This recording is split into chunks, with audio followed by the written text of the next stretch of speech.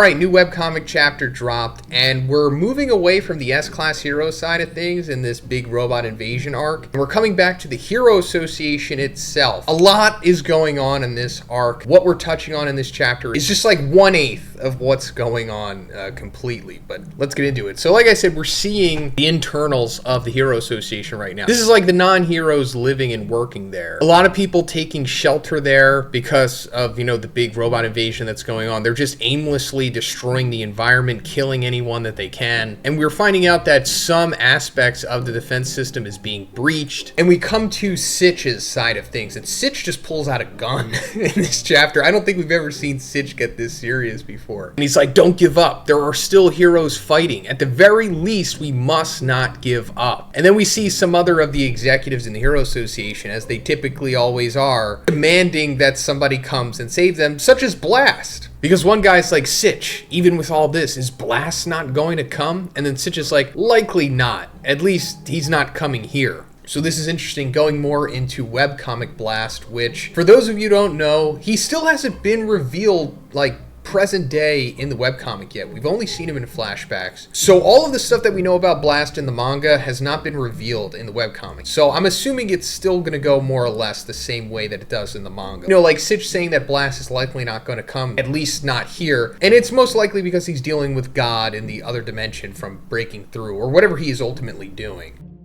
Once Blast eventually shows up in the webcomic, which might be at the end of this arc possibly, he is going to have like an expository feast. Because that's kind of like what One has been doing with the webcomic. Like he did that with Drive Knight a couple chapters back, and I think he's going to do it with Blast too, because all of the God lore hasn't been really explained either. We've only actually seen God during the Monster Association arc, and he hasn't really been expanded upon. But then we cut away from this and we go to the outside, and we see like the A-class heroes dealing with these robots. A couple of these guys we haven't seen in a while, so that's pretty cool. Also, Suiko still doing her drunken fist style. But as they're all fighting against the robots, they're not doing too bad. I mean, they're A-class heroes, they can only do so much. They're kind of using the robots' abilities to destroy the other robots, which is good. Smart thinking from Forte here. We're also seeing the Victim Names Association, like, trying to mount a defense against these robots, and it cuts away from this immediately. And I'm pretty sure Saitama is going to come save them, because, as we'll see, Saitama is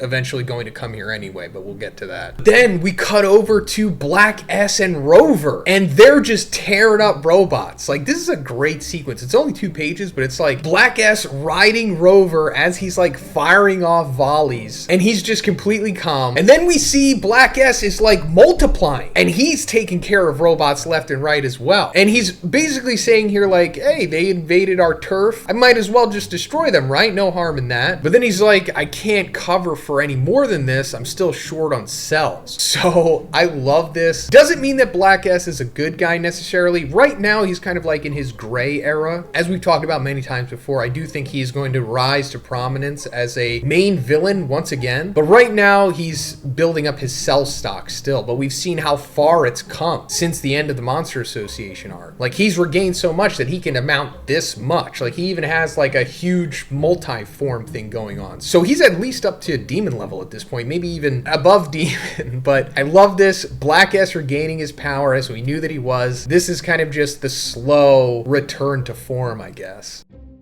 Then we come back to Suiryu versus Moomin Rider, which was like the cliffhanger from the end of the previous chapter. And I love how it shows like the accolades of both of these characters. Like, Moomin Rider is kind of just like a casual fighter. Like, he has some accomplishments here and there. He's done some things. He's not just some random guy off the street. He can fight. But when they show like Suiryu, he's like the equivalent of like a multiple time like UFC champion or something. So Suiryu has been taken over by his suit. So he's being controlled by that right now, but it's still able to like take advantage of his skills and agility as well, and he is just dominating Moomin Rider, which is understandable because Moomin Rider's not really that skilled as a fighter, especially compared to somebody like Suiryu, who is one of the best martial artists in the world. And Moomin Rider's like, you know, there's too much of a difference in speed and skill. Even in my battle suit, I can't keep up with him. So we saw that Moomin Rider's battle suit is pretty powerful. It was like augmented by Excel. But as we've seen a few times in this series, power isn't everything unless you're like like Saitama, if you're going against somebody with comparable power and skill, you're going to get dominated probably. That's exactly what's happening here. But Moomin Rider's got that dog in him, which is something that kind of surpasses skill sometimes. As we see in this instance, Moomin Rider just digs deep and he grabs Suiryu by the arm and throws him, then winds up hitting him with his Justice Dive. Hey, also guys, I have a Patreon where you can ask questions that will be put into a weekly Q&A video. And if you don't like Patreon, you can also ask questions through the super thanks button right below this video. So if you're interested in asking me a question and having some fun in a video, check those out. I'll have the link in the description, or again, the super thanks button right below this video. Thanks guys. Which is like a double fist kung fu move thing. I don't know. And that's essentially all that Moomin Rider had to give in this fight. And he's on the verge of collapsing, but that was just enough to break Suiryu's suit. And as it's breaking, he's like, please, somehow, I'll leave everyone to you. So Moomin Rider did what he needed to do. He freed Suiryu of the suit that was taking him over, and then kind of woke him up, and he was like,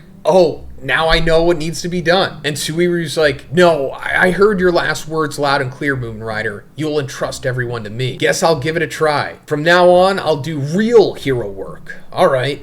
So then Suiryu's trying to figure out, okay, so at this point, there's 1,000 things going on. What do I do? Do I save the civilians who evacuated too late? Do I fight back against the robots? Do I protect the shelters? Do I take out the enemy? Do I go back to the Hero Association to look for my sister Suiko? Then as he's thinking, these 4 machine gods come down, and these guys are probably dragons for sure. It seems like all of the machine gods are at least dragon at this point, or at least most of them are. So he's essentially going to fight 4 dragons until Saitama just comes casually busting through and just annihilates all of them. Kind of just like moving too fast and just shifting his weight just so he could turn around. That was enough to just decimate these things. Classic Saitama.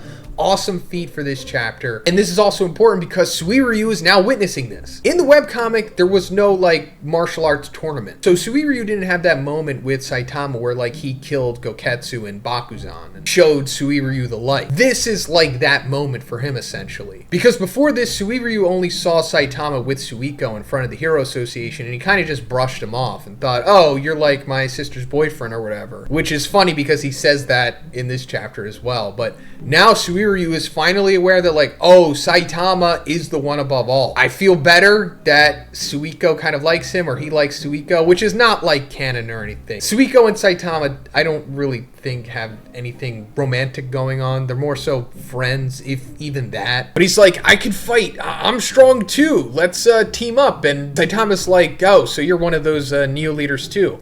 Well, right now, I don't have the luxury of teaming up with anyone. I mean, I don't even know how to work together with someone in the first place.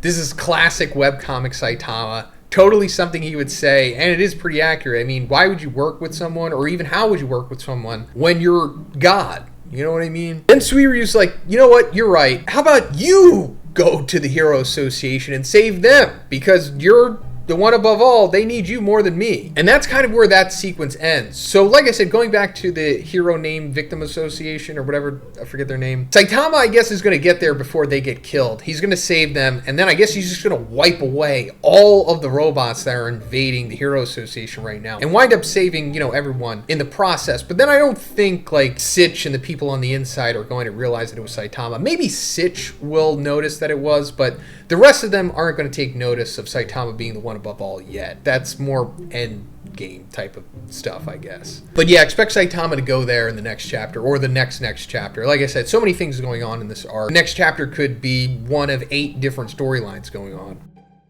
But then we're coming to the ending sequence here with Genos still on his warpath to Metal Knight, because you know he was gaslit by Drive Knight into believing that Metal Knight was responsible for killing Dr. Kuseno. And he's like, according to Drive Knight's intel, Metal Knight has 3 major secret research labs. I've already destroyed 2. The closer that I get to one, the more enemy resistance intensifies. And we see a whole bunch of like Metal Knight's drones coming after him, but Genos just does like a DBZ style like aura explosion and just wipes them all out. out. And that's like the end of the chapter. He's like, Doctor, I'll put an end to this. So it seems like we're closer than ever to getting to this Metal Knight and Genos confrontation, because he says he already took out 2 labs. There's only 1 left and he's on his way to it. So I wonder if this is the same place that Child Emperor is right now, because, you know, last we left off, Child Emperor is fighting against Metal Knight right now. I mean, naturally you would think, oh, that has to be it since it's the 3rd and final one, but you never know with Metal Knight. He could have many different bases, maybe even bases that Drive Knight